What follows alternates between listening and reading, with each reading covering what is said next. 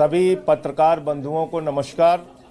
आम आदमी पार्टी बार बार ये बात कहती रही है कि भारतीय जनता पार्टी और देश की सरकार नरेंद्र मोदी जी की सरकार को लोकतंत्र में यकीन नहीं है, संघीय ढांचे में यकीन नहीं है, जांच एजेंसियों का दुरुपयोग करके सरकारों को गिराना, खरीद फरोख्त करना और लोकतंत्र का गला घोटना, ये भारतीय जनता पार्टी और नरेंद्र मोदी सरकार की असलियत है।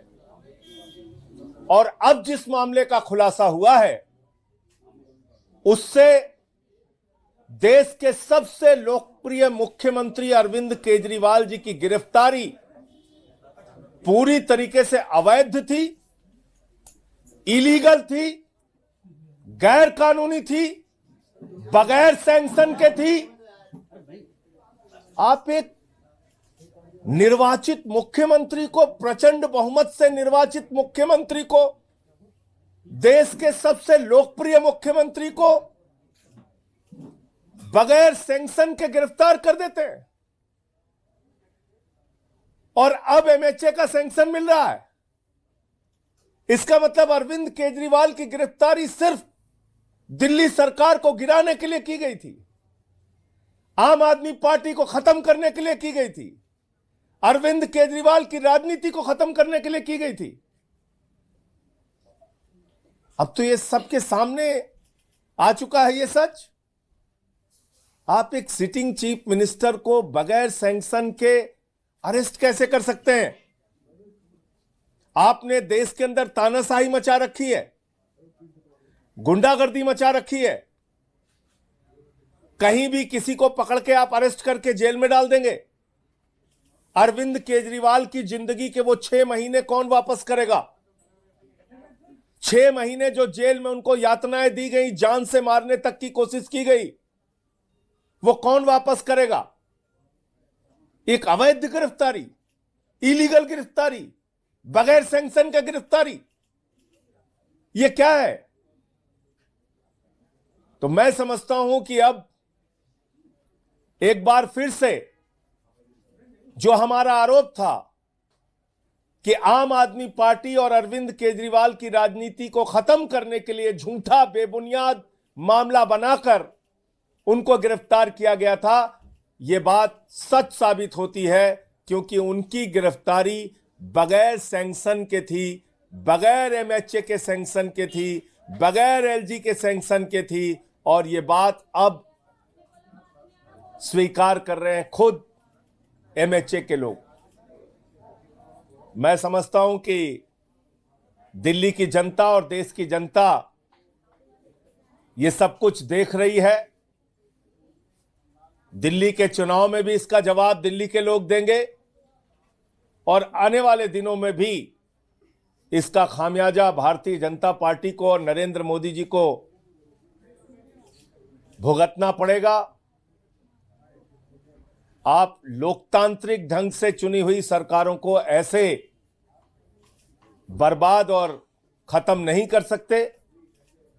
प्रचंड बहुमत से निर्वाचित मुख्यमंत्री को अवैध तरीके से गिरफ्तार नहीं कर सकते और यह गिरफ्तारी आपने दिल्ली के अंदर की है। अब यह बात साबित हो गई है। मुझे इतनी ही बात कहनी थी। अगर आपका कोई प्रश्न हो तो आप पूछ सकते हैं। क्योंकि कोर्ट में मामला है तो क्या आप लोग इस निर्णय को लेकर कोर्ट भी फिर से जाएंगे? देखिए, अदालत में जो कार्रवाई हमें करनी है वो हम करेंगे, लेकिन सबसे बड़ा सवाल यह है कि आज क्या साबित हुआ है। आज ये साबित हुआ है कि अरविंद केजरीवाल जी के खिलाफ झूठा, बेबुनियाद, तथ्यहीन मामला बनाकर अवैध तरीके से उनकी गिरफ्तारी की गई थी। उनको 6 महीने अवैध जेल में रखा गया। उनको 6 महीने जेल में रख के अवैध तरीके से, इलीगल तरीके से यातनाएं दी गई। उनकी जिंदगी के वो 6 महीने कौन वापस करेगा? उनके परिवार को जो प्रताड़ना दी गई उसको कौन वापस करेगा? दिल्ली के लोगों को जो खामियाजा भुगतना पड़ा वो कौन वापस करेगा? इसका मतलब तो सीधे सीधे आपकी तानाशाही है। बीजेपी ने आज एक आरोप पत्र जारी किया है आम आदमी पार्टी सरकार के खिलाफ कि 10 साल में आप लोगों ने कुछ नहीं किया, पूरी कुव्यवस्था ही एक एक करके उसका जिक्र है कि इन लोगों के वो तो दिल्ली की जनता इस बात को जानती है।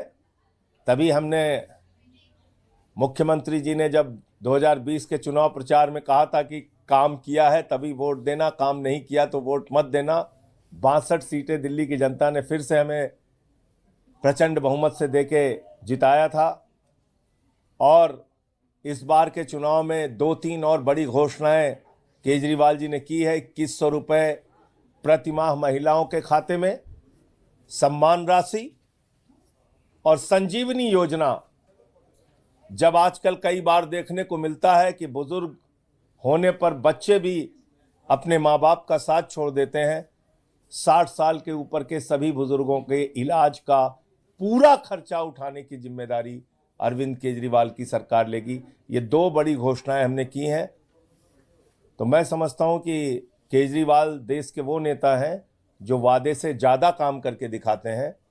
और भारतीय झूठा पार्टी वो पार्टी है जिसके नेता आदरणीय नरेंद्र मोदी जी 2 करोड़ का रोजगार देने का वादा करके झूठ बोला, किसानों के फसल का दाम दोगुना करने के नाम पे झूठ बोला, काला धन ला के 15 लाख देने के नाम पे झूठ बोला। तो जिनकी पूरी महंगाई कम करने के नाम पे झूठ बोला, जिनकी पूरी राजनीति झूठ के बुनियाद पे टिकी है, वो अरविंद केजरीवाल जी के ऊपर सवाल नहीं उठा सकते।